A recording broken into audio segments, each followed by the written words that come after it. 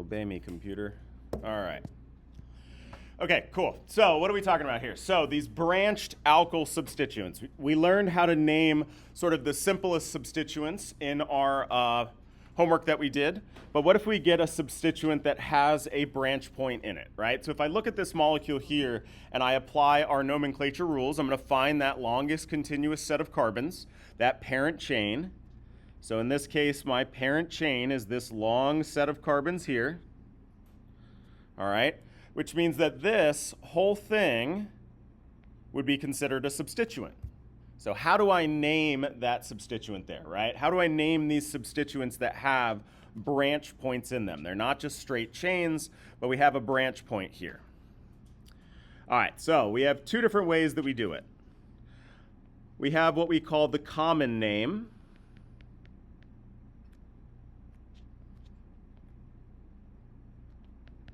Okay, so there are a few specific branch substituents like this one that we see over and over and over again. So they've just been given a simple name that we use to refer to them by, right? So our most common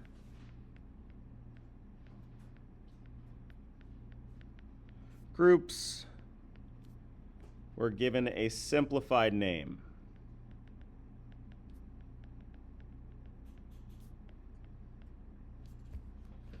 All right, so what we're going to see is we're going to be able to refer to this branch substituent here, this little fork that I have at the top, by both what's called a common name,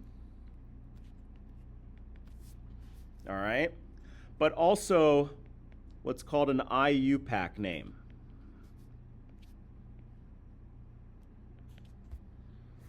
All right, so the IUPAC is the International Union of Physical and Applied Chemistry, okay?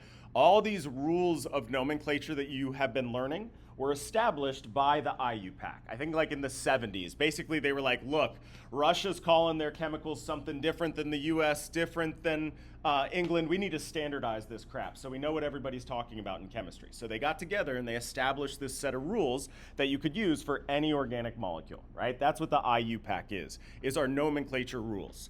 Importantly, it's a systematic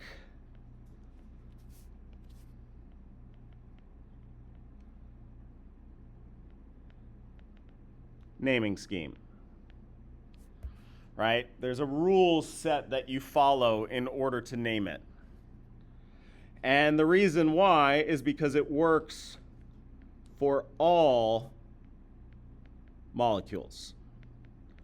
That's the goal of the IUPAC, is to create this set of rules that you can apply to any molecule that you see in order to name it, all right? So we have a common name, which is for a few of the most common branched alkyl groups we'll see.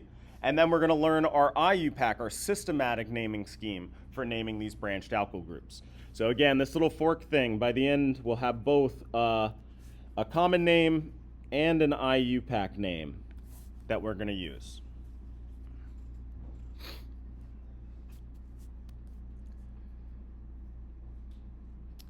Cool. All right, so our common name, this is what our cheat sheet's for here. These are all the ones that have a common name associated with them, okay? First of all, let's go to the very top. These ones are the ones that we should know how to do, right? If we have this 3-carbon group sticking off of our parent chain, what would we name this substituent? A propyl group, right? So these are the ones that we know how to name, our regular old straight chain alkyl groups. This is a propyl group. If instead I had 4 carbons, it would be a butyl group. If instead I had 5 carbons, pentyl. And if I had 6 carbons, hexyl. All right, so these are the ones that we learned how to do from our homework.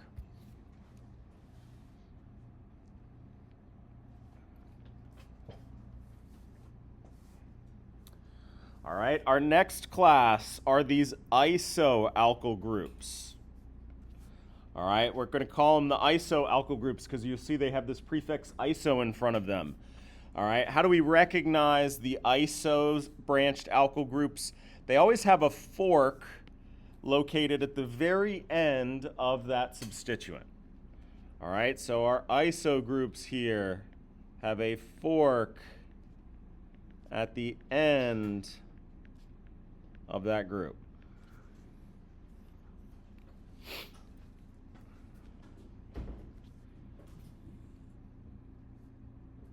Okay? So if we have a 3-carbon fork here, this would be an isopropyl group. Sure.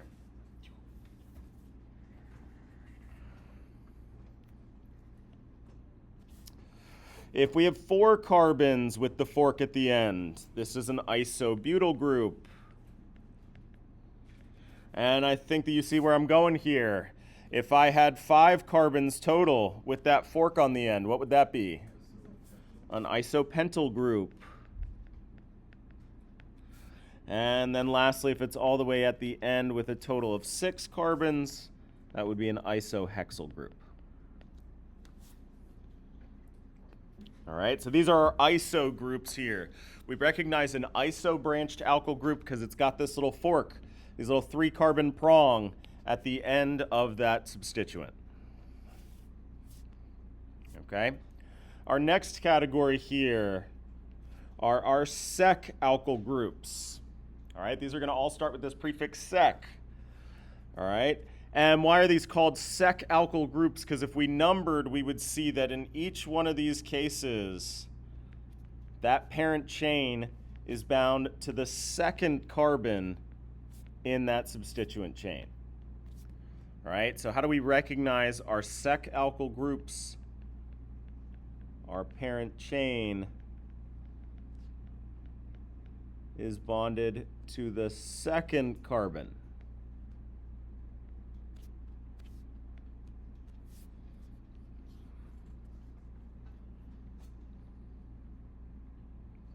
Right, so again, I have my parent chain, and just notice for each of these, it is on the second carbon in that substituent chain.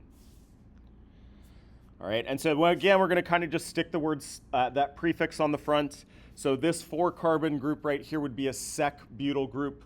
For no good reason, though, they don't run it all together. They separate sec and butyl with a dash.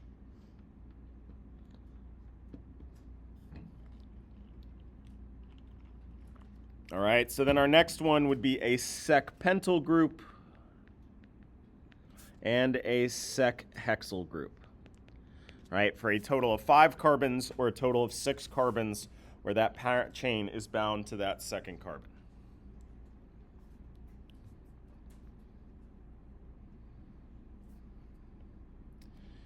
All right, and then for our last group here, our tert group, we can see that in this case, the parent chain is always bound at a T.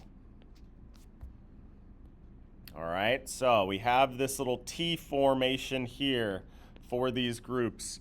These are our tert alkyl groups. So our parent chain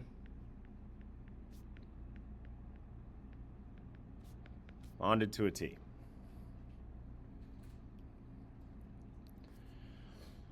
All right, so these are all going to get these tert prefixes. Again, you use the dash for these specific ones. So if we have a total of 1, 2, 3, 4 carbons, this would be a tert butyl group. For a total of 5 carbons, a tert pentyl group. And for a total of 6 carbons, a tert hexyl group.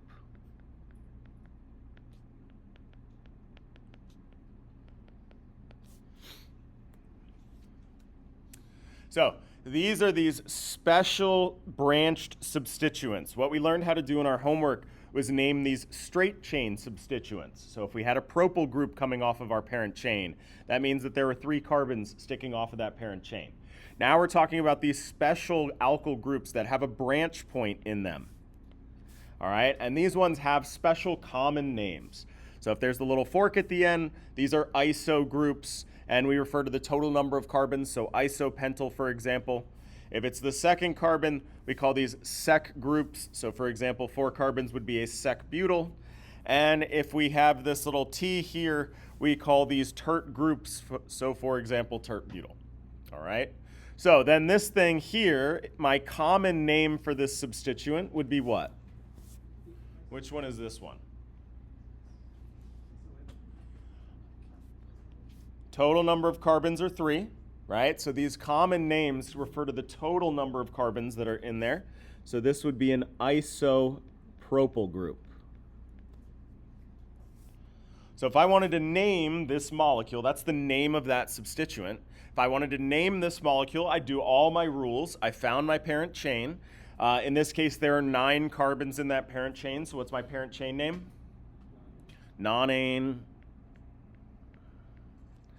I'm going to number my parent chain. In this case, I'm going to go this direction so that that iso group is on that smallest possible number.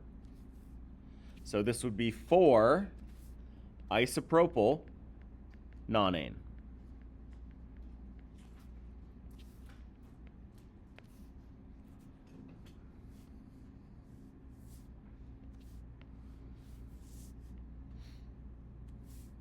Okay, so this would be my common name for my branched alkyl substituent. So this would be my common name for that entire molecule.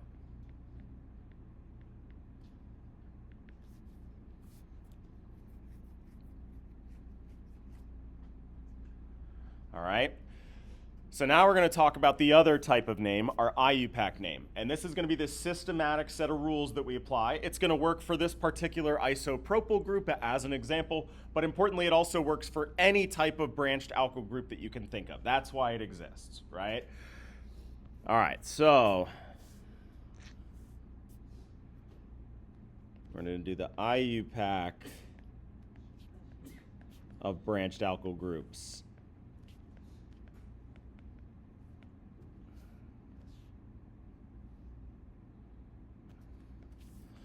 And we're going to take that particular example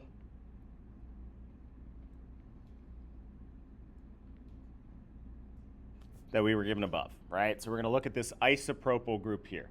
And I'm only focused on naming my substituent at this point here, right? The group coming off of the parent chain. But what we're going to do is apply the exact same set of rules that we learned about for naming a molecule, but we're going to apply it specifically to this substituent here. So again, we're first going to find what we're going to call our fake parent chain. Parent in parentheses here. Because it's not the real parent chain of the whole molecule, that's over here. But within these 3 carbons, we're going to have to name this thing by, again, finding that longest continuous set of carbons.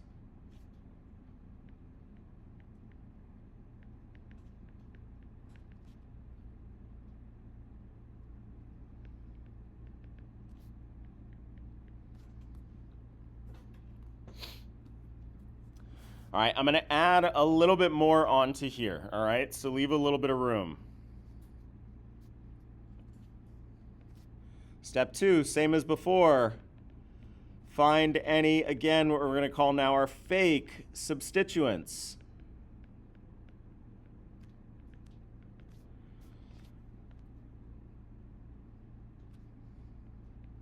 Okay, these are any groups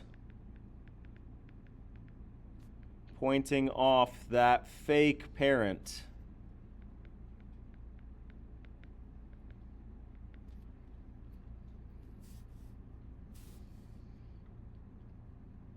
Okay, so within this branched alkyl group right here, step 1 is I'm going to find my fake parent chain, my longest continuous set of carbons. So these 2 here is the longest chain that I got. All right, I'm going to do any groups coming off of that main chain. So for example, this one here. Okay, since it's 1 carbon, it would be a methyl group. And we're going to number our parent chain. And this is the one place that we have a big difference between when we're naming our molecule as a whole versus when we're naming these branched alkyl groups, rather when we're numbering these branched alkyl groups. for the parent chain in a molecule, you could always number both directions, right? And then you had to decide which one was correct based on whichever put the lowest possible number in the name, right? When we have these branched alkyl groups, there's a rule of what's always going to be carbon 1. And what's always going to be carbon 1 is the carbon that is bonded to that parent chain. That has to be carbon 1 in our numbering of this branched alkyl group. So there's not like the two directions, put the lowest number in the name. I know that the carbon that's bonded to that parent chain has to be carbon 1 in my numbering. Okay? Which means I need the longest continuous set of carbons with carbon number 1 bonded to the parent chain. And in this case, I mean the real parent chain. No parentheses, not the fake one. Bonded to the actual parent chain of that molecule. That's carbon 1. All right, so when we number, we're going to number with carbon number 1 bonded to the parent.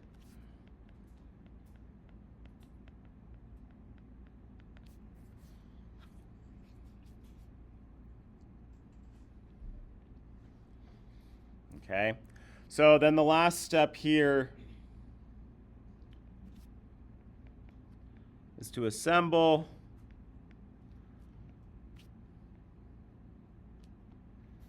all right, so importantly, both the fake parent and the fake substituent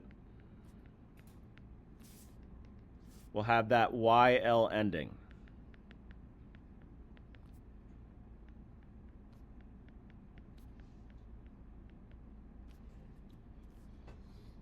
Okay, so in this example here, I have a methyl group sticking off of carbon 1.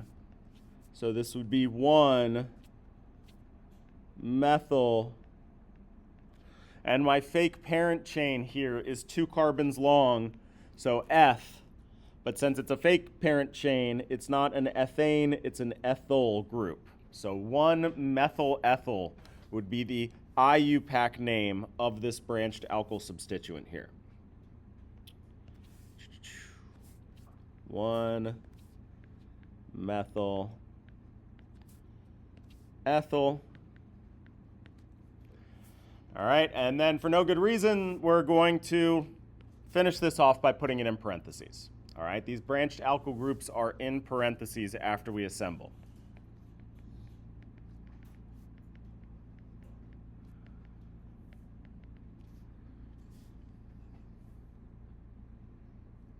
Okay, so this molecule here, that branched alkyl group, we could refer to as an isopropyl group, or we could refer to it as a 1-methyl ethyl group.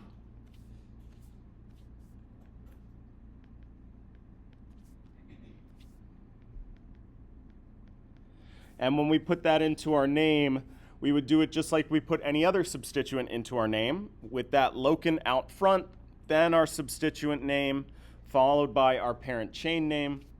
So if we did the same thing for this one here, it would be 4, and then in parentheses, that 1-methyl ethyl nonane.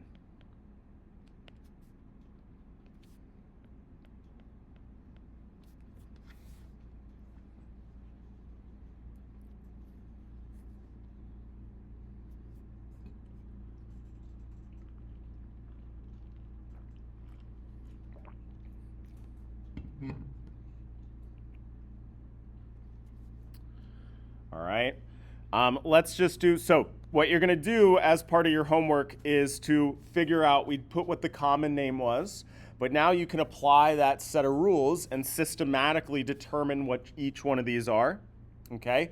Let's take a second and just do one more example. Everybody do this isopentyl group. We know its common name, find its IUPAC name for me.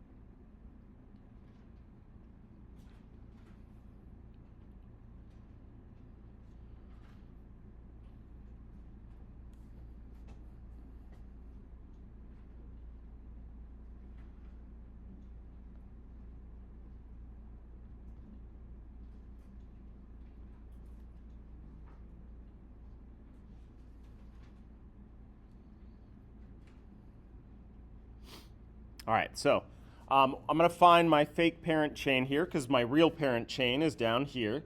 But within this branched alkyl substituent, I need to identify what my fake parent is.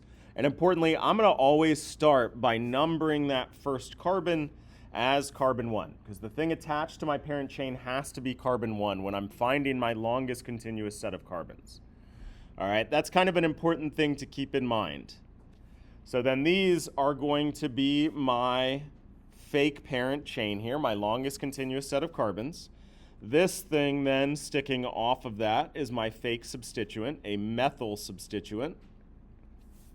Okay, so when I'm putting this together, it's going to be 3 methyl butyl. And then to finish it off, I'm going to parentheses around it. Okay? That caveat about this being carbon 1 is really important to keep in mind. Just one other example to kind of hammer this home, and I'm just going to give this to you real quick to think about. If I took this, for example, I'm going to be really tempted to say that these are my longest continuous set of carbons, right?